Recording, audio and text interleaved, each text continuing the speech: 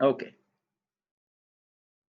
Hello, my story, very normal people. We are here again with a new guest in our show.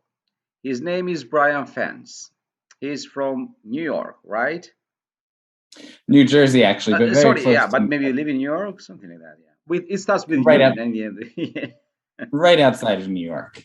Okay, so welcome to our show, Brian. Thank you. So, can you tell us a little bit about yourself? Sure. I grew up in New Jersey in a pine forest where there wasn't much to do. So I was always creating stories in my head. And then it just struck me to write them down. I went for my master's degree at the University of Oxford, and I lived in Japan for about, I would say, 4 to 6 years.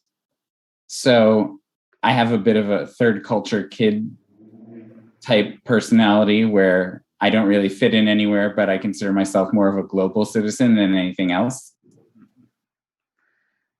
Uh, can you tell us a little bit what is the difference between, I mean, something that is different from one country to the other one that you don't find it anywhere else? Something unique, So let's say.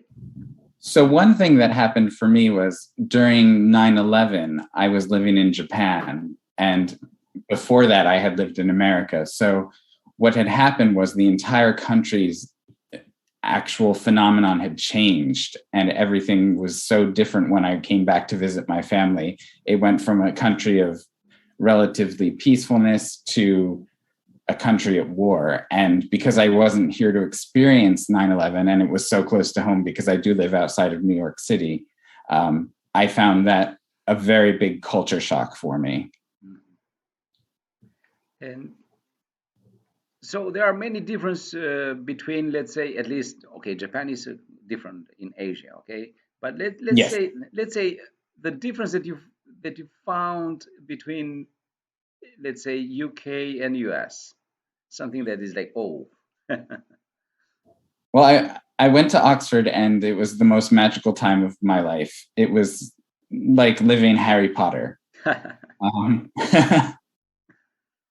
um, I found that the people there were much more welcoming of foreigners, which for me, being a foreigner was obviously very important. And having been in Japan, knowing what it's like to be the outsider, it was always very welcoming there. Mhm. And of course, being in the UK, I got to travel around Europe a lot, which made me very happy. So how did it come to you to write, let's say, the book? Sure. So my first book, Librarian, Mhm. um, was actually written when I was in the back in the States, and my I'll call him my lover. He and I were not separating. He was going back to the United Kingdom, and I was staying in the United States. And I wanted to write a scene that showed that kind of heartbreak and that distance. Mhm. And so what I did was write the scene, and then I realized that I needed a witness, not just the two males having their moment. I needed a witness. So I came up with my protagonist. Her name is Lena. Mhm. And then the whole book spawned out from there with her witnessing this relationship. And it eventually became about her. Okay. So you had something in your mind about the book, what do you want to, how say, convey to the reader? So, Yes, can you tell us a little bit about the message that you want to convey to the reader? sure, definitely. I lived in Japan for a while where I watched a lot of anime, watched their television dramas. And one thing I learned, and also through personal experience, um, is that happy endings aren't always guaranteed, but there's magic within friendship and in love. And that's a real force to be reckoned with. So that would be my message, to always love and have friendship. So, can you please define love in your terms that you have it in your book? Love. Oh, there's so many forms of it. Yeah, There's I the know. That's love why. for So you have your own book, so you can define it in your way, in your dictionary, in your book. Sure. So for the first book, I would say there's the platonic love between the protagonist and her best friend, her childhood friend, whom she loves dearly. And he shows up on her back door basically and says, I need your help with a favor. Mhm. And she, because she's so trusting of him, she decides to help him. But what she didn't reckon for was that he would bring his own lover with him. Mhm. And they happen to be a male couple. And so we get through my books to see platonic love, the love of best friends, and coming to terms with each other's weaknesses and flaws. And we also come to see love as the love in a queer relationship, which I feel is not very much represented in modern fiction. Okay. So, uh, how do you find yourself, let's say in 2020 plus, that we are 22? So how do you find yourself? So you have a partner, right? Yes, I'm married. Yeah, yes, yes. So is it difficult for you where you live? Where I live is actually a very small town outside of New York. Mm-hmm. And it's not difficult, but we certainly stand out. Everyone knows who we are. But that has its advantages and its disadvantages. Okay, yes. Yes. Because especially lately, a lot speak about that. That's the idea. Yes, You know, that's what I'm saying. Because when something's let's say it's spotted, everybody talks about it, and maybe it's a little bit more. How say it? You are in the spotlight, and that's what I'm saying. definitely. Just for okay, and that is a very how say it. So you have put, or better to say, so which is the character that you have you find yourself more in the book? I think it's hard to say that. I think it's hard to separate myself from any one character in particular, but definitely the protagonist who happens to be a female, who's slightly gender fluid. She's got a lot of my traits where she's suffers from depression, she suffers from reticence, and she generally doesn't want to save the world, but ultimately she goes along with it and knows that she has to. And if I have to save the world, I would be the same way. Mm-hmm. So, uh, so you explain that about gender fluid in your book. What is that, or you let people guess, or the reader to guess about that? So the gender fluidity is very obvious through one character, Mm-hmm. but I don't go into any great depths because I just want it to be part of. I want them to be a very normal person, Okay. and so there's a bit of gender fluidity in there that's taken as sort of an everyday part of life, a lifestyle. Okay. So there are many questions that I have to make, but also we have to stand, let's say, in the topic, in the topics. Ask away. Yeah. So, can you tell us something about your, let's say, everyday life as a writer? Sure. Um, I very recently became a full-time writer. Before that, I was working full-time, Mhm. and now Sorry, I'm. what was your job before you? I was a tax consultant, Mhm. Good. so probably one of the most soul-gutting jobs in the world.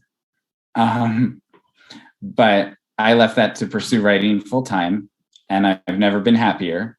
And so my day-to-day life is I get up, I have 5 cats.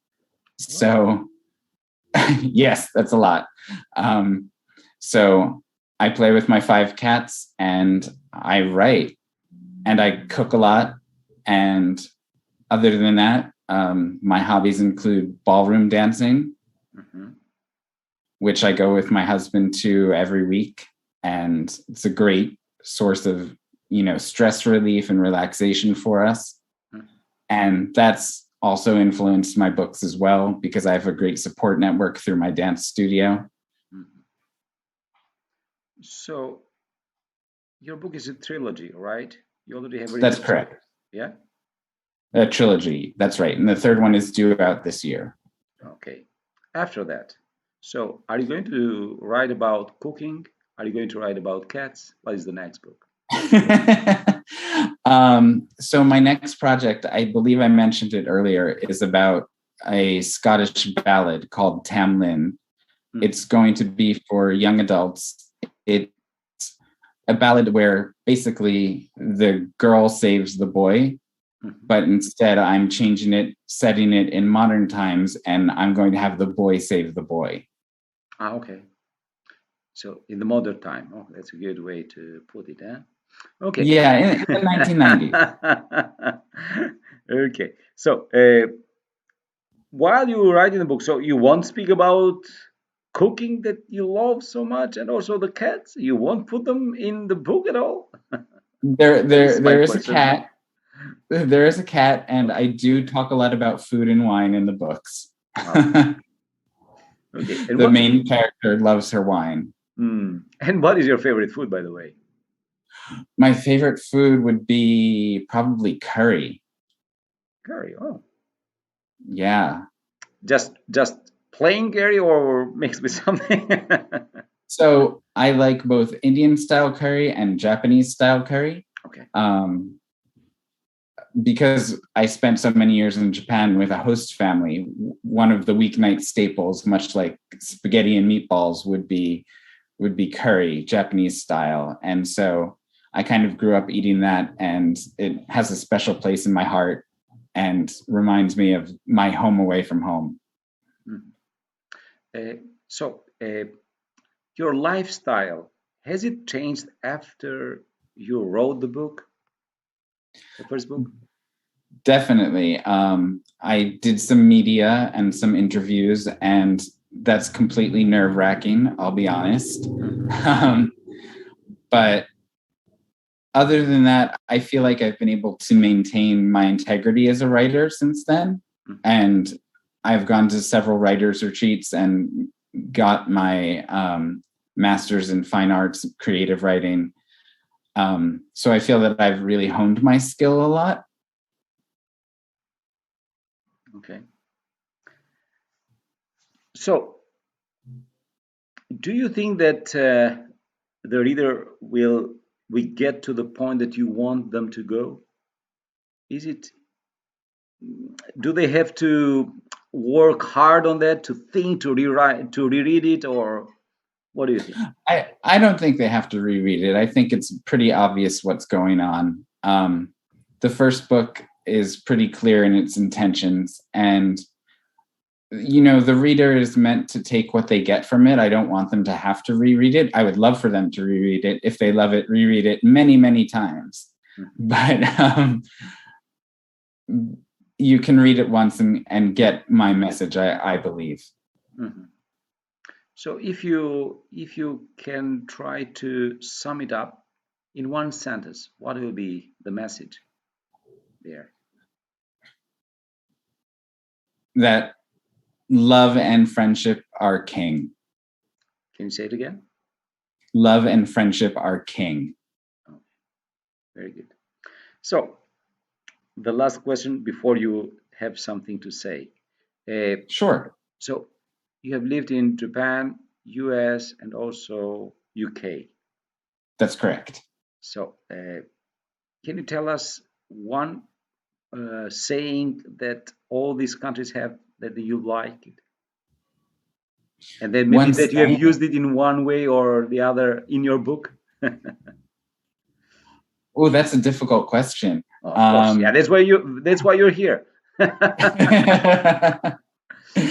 So My writing style was heavily influenced by a British author named Diana Wynne Jones, who often wrote strong female protagonists. So I don't think I have one saying except that I don't like writing the Mary Sue character. I like writing females with flaws.